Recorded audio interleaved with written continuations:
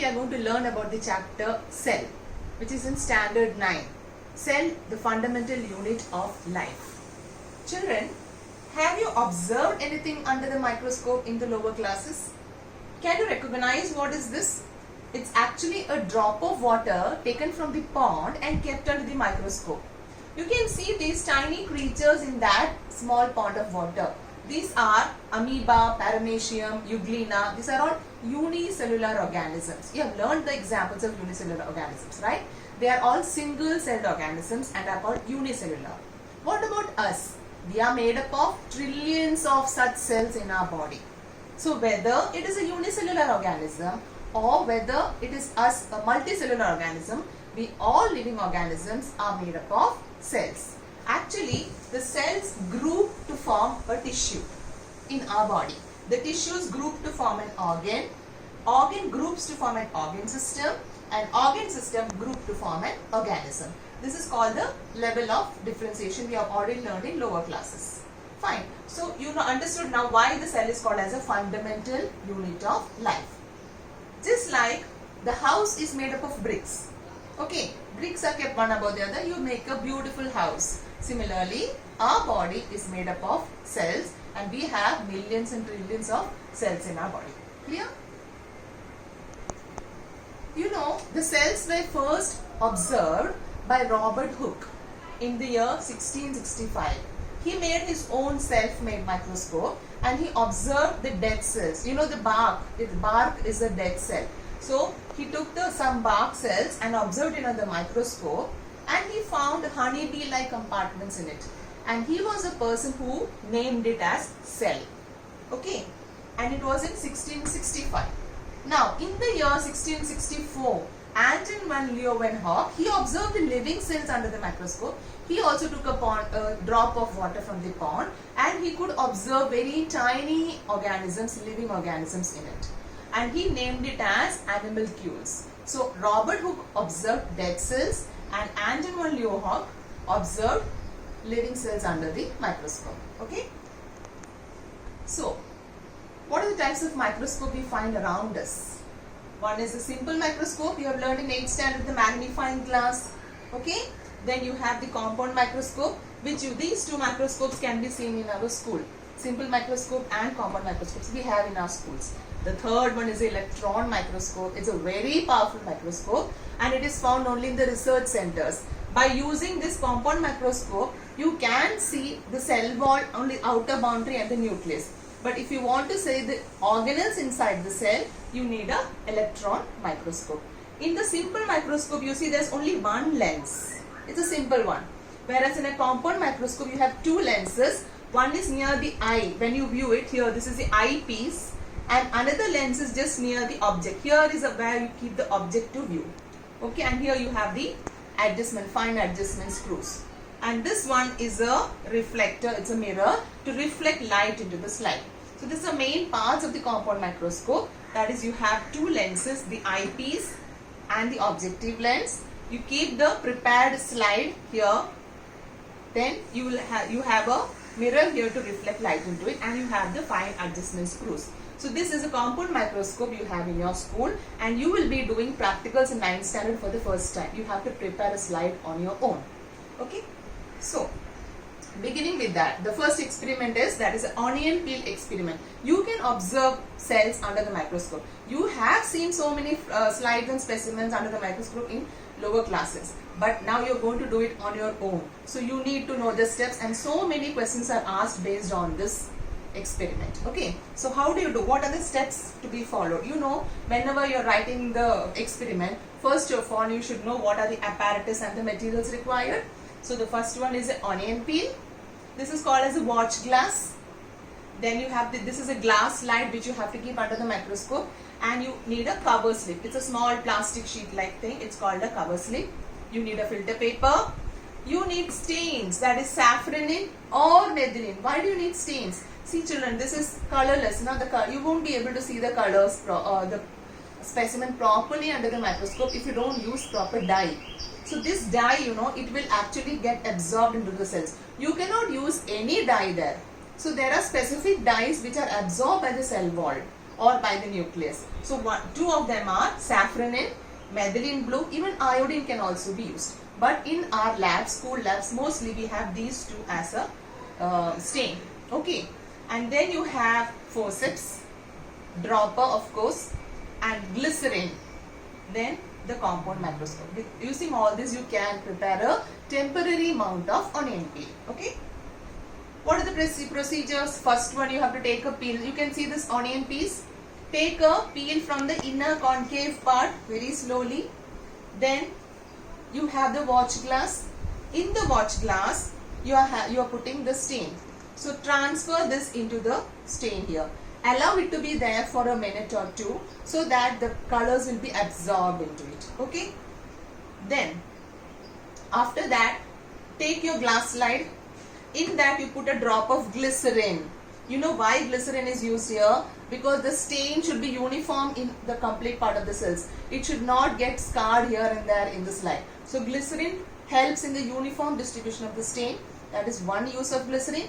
And the second use of glycerin is it prevents the presence of air bubbles. See why air bubbles will occur, I will tell you. So you have taken glycerin in it. Then you transfer the peel from the watch glass into the glass slide. Okay. And then you keep the cover slip over it. So when you are keeping the cover slip, air bubbles should be avoided.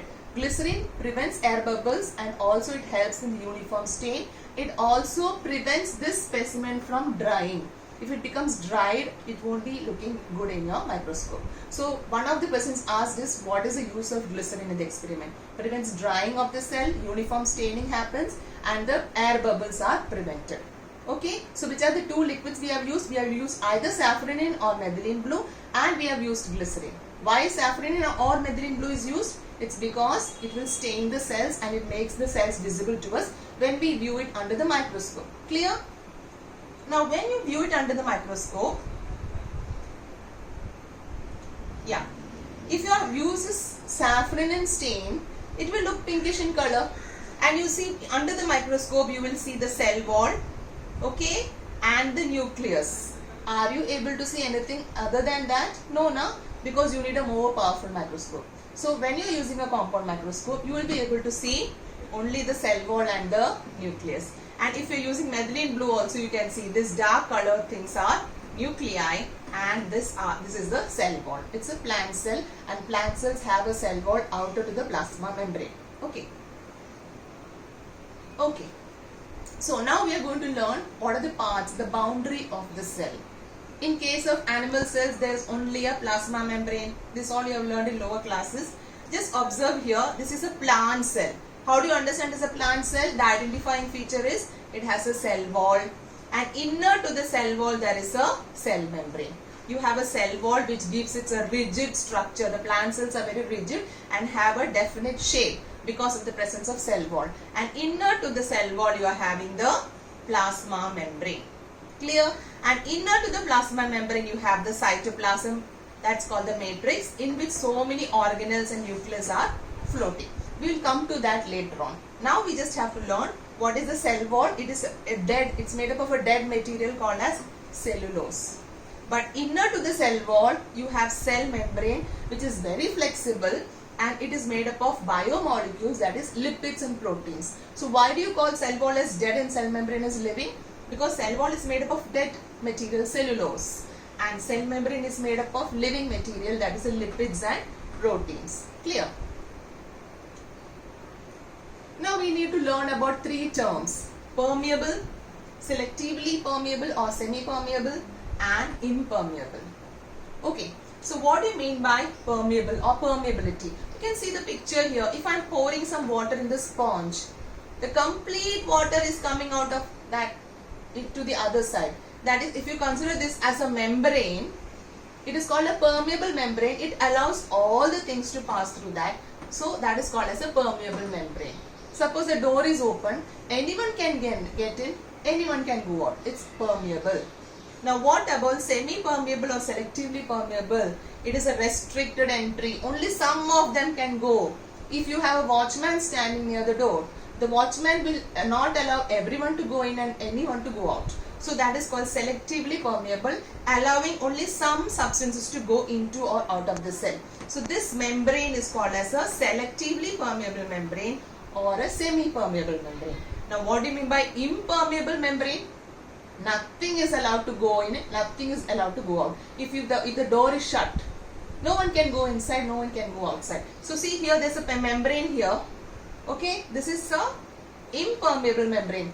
No things can go out of it because it is an impermeable membrane.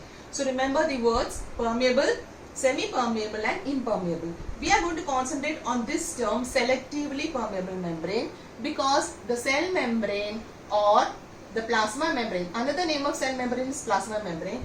It is called as selectively permeable membrane. Why is it like that? Because of its particular structure. Okay, so cell membrane or plasma membrane has this, what is it made up of? Lipids and proteins. See how it is arranged, so beautifully it is arranged. So this is a bi-layer. It's a bilipid layer. See, this is one layer of lipid, this is another layer of lipid. You can see it's having phosphate and lipid. This head-like structure is its phosphate and the tail is a lipid. Okay, so this phosphate is actually water hating. It's called hydrophobic. It will always face out. Whereas this tail is hydrophilic, so it is facing inside. Now, and after this bilipid layer, you can see these things here. These are called as the protein molecules. The protein molecules, some of them are embedded completely, some are partially outside. These are all helping in the transport of things into and outside the cells. You will be learning about it in detail in 11th standard. These proteins itself are of 3 types. It's called intrinsic, extrinsic, permeases, etc. For 9th standard, we need not learn any of this. We just have to remember that the cell membrane is made up of lipids and proteins, and that is why it is selectively permeable. That is the point you will have to remember. Why is cell membrane or plasma membrane selectively permeable? Why is it selectively permeable? Because of its composition of lipids and proteins. Why is it called selectively permeable? It allows only some substances to pass through it. So remember, these questions should not be confused with the exam. Why is it called semi-permeable? Because it allows only some substances to pass through. But if they are asking you, why is it semi-permeable? Because of this composition. Clear? Okay, you know, because of that particular composition, unicellular organisms, you know, they take advantage of this. Unicellular organism, this is actually amoeba. Okay, it is having a plasma. Amoeba is an animal cell, doesn't have a cell wall. The outer membrane is only the plasma membrane. And the plasma membrane is so flexible, it helps. You have seen how the pseudopodia engulf the food particles into it. It is because of the flexibility of the plasma membrane. So since it is engulfing the food particle, it's called endocytosis. Endo means entry. Okay, it's called endocytosis. So that the food particle is grabbed into, digestion happens, and the waste materials can be thrown out. That is also because of the flexibility of the plasma membrane. That's called exocytosis. This is actually called cell eating. Okay, so this is cell eating. Endocytosis is called cell eating.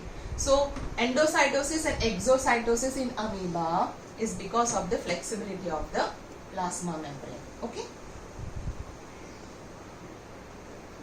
Now we are going to come to the main part of the lesson. We are going to learn what is the difference between diffusion and osmosis.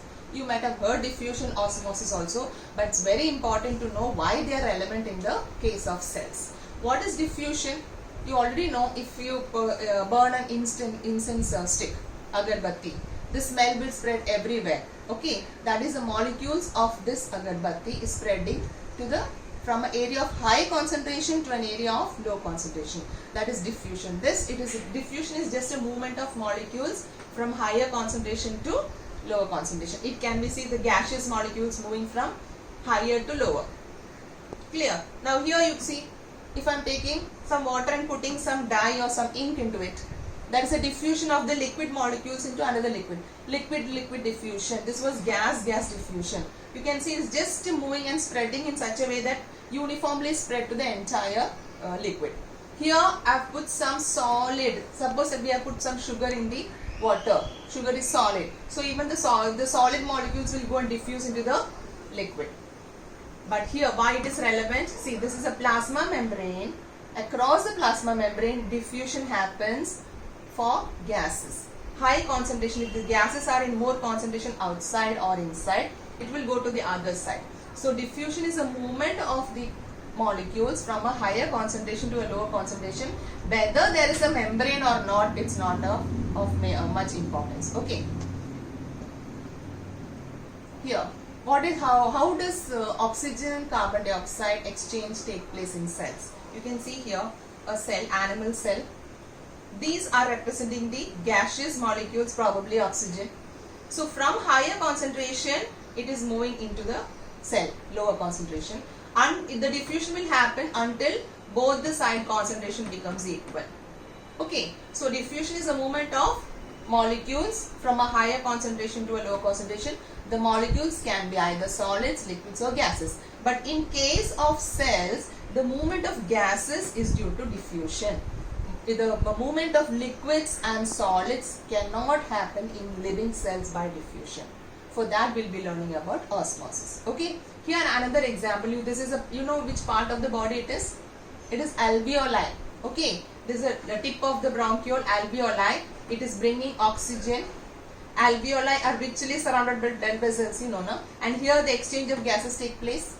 Oxygen from the alveoli moves into the blood vessel from higher to lower concentration, and in the blood vessel there is more concentration of carbon dioxide. It diffuses into the cell. So the summary is, in the living cells, diffusion is a method of exchange of gases. Okay, it can come for 1 mark or 2 mark question. Diffusion occurs in solids, liquids and gases, but in living cell, gases are diffusing from inside the cell to outside or vice versa. Okay. Now, what is the solution? We all know, but just for the beginning of it, it's a mixture of solute and a solvent. If we put some salt or sugar into this water, it becomes a solution. So the sugar or salt is called as a solute, and the water is a solvent. It becomes a solution. Okay, you can see all the solute is completely getting uniformly distributed. You can go on putting until it gets mixed up. In chemistry, you have learned about saturated solution and all. If you put little bit salt, it is not so much of saturation, but you go on putting, it becomes saturated. Clear? So you can make the concentration of the solutions to increase. You can reduce the concentration. You can increase the concentration. Okay. So based on that, we'll be learning what is osmosis. Clear? You can see, just look at this beaker here. Consider this as a semi-permeable membrane. Okay. And observe these molecules, children. It's water molecules. Only water molecules are there on this side. And on this side, along with water molecules, what do you see? Green color molecules. They can be considered as the salt. So this is a solution having salt in it, and this is a solution where there is no salt. Now observe what's happening. Are the green molecules, solute molecules, moving through the membrane? No. The solute molecules cannot move through this membrane. You can see the water molecules are moving towards this membrane. Okay. So this is called as osmosis. That is, osmosis is movement of water molecules. Remember, osmosis occurs only for water molecules. Movement of water molecules from an area of high concentration to an area of low concentration is called osmosis. Other thing, you can also say it in another way, water rushes to a place where there is more solute concentration. Wherever more solute is there, if there is a semi-permeable membrane, the water will rush into that. Okay. Now let us elaborate on it. You can see movement of water molecules from higher concentration to lower concentration across a semi-permeable membrane. When the definition is asked, if you miss out to write this word, your definition is wrong. If it is just movement of water molecules from higher to lower, it is diffusion. So you can also say osmosis as diffusion across a semi-permeable membrane. That is also correct. So this word is very important when you are learning about osmosis. Look at the picture here, children. You can see the concentration here. Okay. These are the solute molecules in the water. Here also solute. This blue, dark blue color are the solute. So when you compare here, what's happening? Because the solute is more, what will happen? Water from this part will enter to this part. Okay. So what happens here after some time? The water has reduced here and water has increased. Solute molecules cannot move across a semi-permeable membrane. Plasma membrane is a semi-permeable membrane. It will allow only water molecules to pass through. So here the water moves from higher concentration to lower concentration. In other words, you can also say water rushes to a place where there is more solute. Now daily examples also you can just see. Okay, what do you mean by hypertonic solution? If there is very less solute in a water, it's called hypotonic. But if you are putting lot of salt or sugar, this solution is called as hypertonic. Clear? Remember these words, hypo or hyper. Okay. I have taken some raisins and I am putting it in normal water. Normal water can be considered as a hypotonic solution. It has some minerals in it.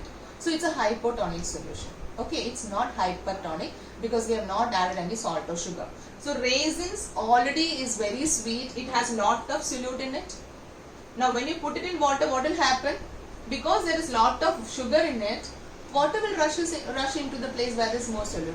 So the raisins will absorb water. This process is actually called as endosmosis because water enters into the raisins. So the membrane of the raisin acts as a semi-permeable or selectively permeable membrane. Okay. See, this is a raisin, can be considered as a raisin. How the water enters because you have kept it in hypotonic solution. So if you are asked what happens if you keep a living cell in a hypotonic solution, remember these 4 points, that's all. Because there is more solute inside the cell than outside, water molecules rush into the cell. That process is called endosmosis. So once the water enters into the cell, that water creates a pressure on the walls, isn't it? That's why the raisins have swollen. There's a turgor pressure inside. So that osmotic pressure increases and the cell becomes turgid. Now in the exam they may ask you what is endosmosis. If they ask you endosmosis also, you can say all these 4 points only. What is endosmosis? When a cell is kept in a hypotonic solution, since more solute is inside the cell than outside, water molecules rush into the cell. This is called endosmosis. What is the effect of endosmosis? Osmotic pressure in the cell increases and cell will become turgid. Clear? So this can come in the exam, mostly asked in the exam. What happens when a cell is kept in a hypotonic solution? Remember the example of raisins. Okay. What will happen if you keep the cell in a hypertonic solution? Suppose this is a living cell, plant cell, kept in a hypertonic. What is hypertonic solution? You are taking water and putting a lot of sugar or salt. So what will happen when you compare the solute inside and outside the cell? The solute is more outside. Since the solute is more outside, tendency of the water to go out is more. The water will rush outside.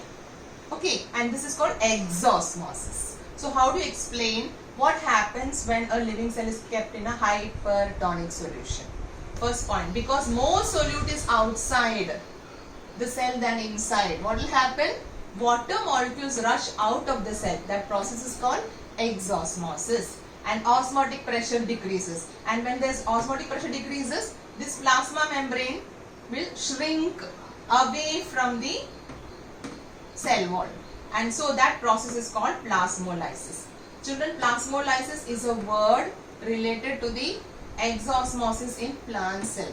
In animal cell, plasmolysis is termed as crenation. That is not there in your syllabus to learn. So what is plasmolysis? If they ask, you have to specify and say when a plant cell is kept in a hypertonic solution, since there is more solute outside the cell, the water rushes outside. Because of it, the osmotic pressure decreases and the plasma membrane shrinks and moves away from the cell wall. And that shrinking of plasma membrane is called as plasmolysis. Okay.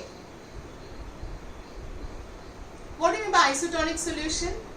If you put little bit salt and keep the cell inside, then you can consider it as an isotonic. You know why? If the concentration is same outside and inside, it's called isotonic. Because inside the cell also you have some salt.